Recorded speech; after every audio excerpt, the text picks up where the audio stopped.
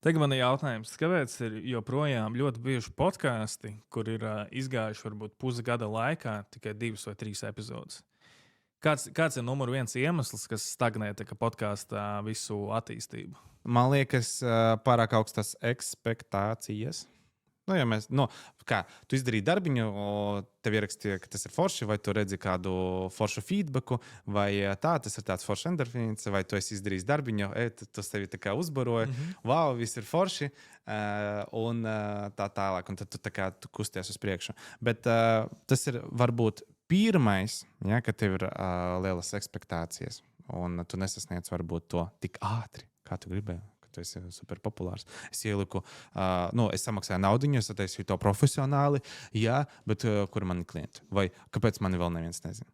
Tāpēc es teiktu tā, ka, laikam, atgriežoties uz to pirmo un galveno punktu, pirmkārt, mērķis. Kāds ir tavs galvenais mērķis? Vai viņš ir, vai tu esi viņu noteicis godīgi?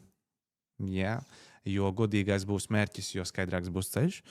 Un otrs, ka pirms podkāsta palaišanas tev arī ir jāizplāno, ka tu laikam neesi piedomājies pie tā, tu esi noteicis mērķi, un tu neesi sarakstījis tos soļus, ko tu darīsi. Ja? Arī 10 tēmas uz priekšu. Jā, viens no soļiem ir sarakstīt tēmas. Mēs klientiem vienmēr sakam, sarakstīt kā minimums 15 viesus, ar ko tu gribētu parunāt. Viesus. Jo tēmas mēs atradīsim. Ja?